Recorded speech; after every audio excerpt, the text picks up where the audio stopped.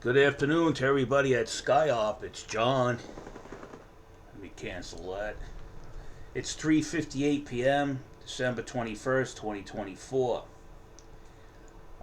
This is to address, we actually had a temporary restraining order put against the union as the company is attempting to break the union. And we also had a hit piece written on us from the lawyer that represents Skyhop. I actually met this lawyer in Supreme Court. This gentleman here. They're saying we are extremely violent and dangerous to the management of Skyhop. We've been threatening and just behaving bad after actually one of the vans have struck down one of our women where they were striking. And they cut the tape and only showed when the woman was banging on the door of the van to get this guy's ID because he hit her with the van. But I'm going to show you, we have video evidence that temporary restraining order is nothing but bullshit and just a way to block our right to protest this company run by a person that pushed their partner to suicide so they can get a hold of the company, allegedly. And that's in a video I already have. So let's take a look at these videos I'm talking about. And you could see most of the confrontations we are having with the management staff are initiated by the management staff stepping out of line thinking they could tell us what to do, or they have some kind of significant ownership of us because we work for them. Let's go to the videotapes. Okay, this is the first one in which one of the managers came out while we're talking near a mall, which we're allowed to go shopping, and we weren't doing anything. We weren't out in front of the door. We weren't even bothering anybody. But I want you to see how Skyhop sends their goons after us, and they specifically target us when there's women there that are striking. Here's private property, but there's public, so you can hang out there as much as you can. Once it comes in here, someone will call the NY. He has no right to tell us whether we can go on mall property or not. Security does that. And security staff said they're not doing anything wrong. They're allowed to go on mall property. Now, you're going to hear my voice in there. PD. You can call him right now. Go ahead. Have a nice day. You call him. Don't call him. Yeah, go there. Have a nice day. That was Ariel. But he'll approach again, and he'll be more aggressive the second time. And I want you to watch how he frightens two of my female co-workers by being overly aggressive. Standing here talking amongst ourselves like all the other... Now, I'm addressing security. We're not bothering anybody.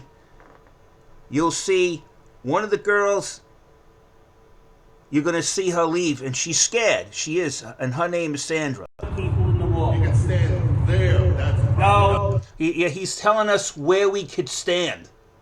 Like he owns the mall. You don't tell us where to stand because you don't own the mall. Go upstairs. Do your thing, my man. Do your thing, my brother. Man, they always trying to make people free. And we're not. Okay? So he ended up calling the police. And the police went to security and said, no, they weren't bothering anybody. So you wasted the police's time. That's an interaction after the judge gave the wrong people the temporary restraining order.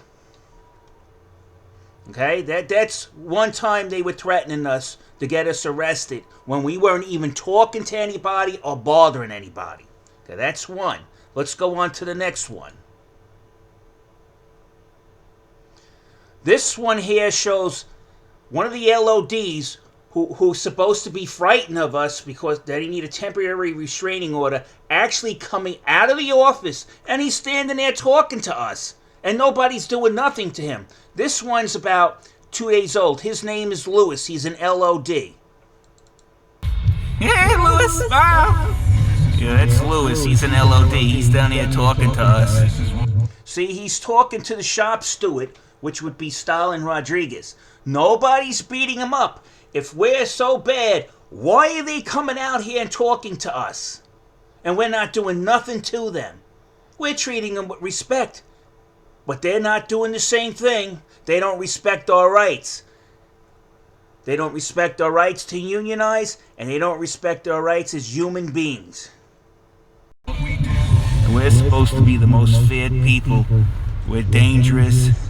We're hostile. And here's one of the LODs came out of the office and sit here talking to us. He's right there. So is he being treated bad? Is he being beaten up? Is he being attacked? No. Of course, whatever that... Just to be sure, this is the LOD. His name is Lewis.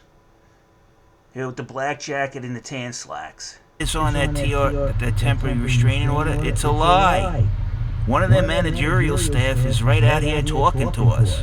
What's happening to him? Is he being harassed? Is he being beaten? There you go. And this is a picture you'll see right here.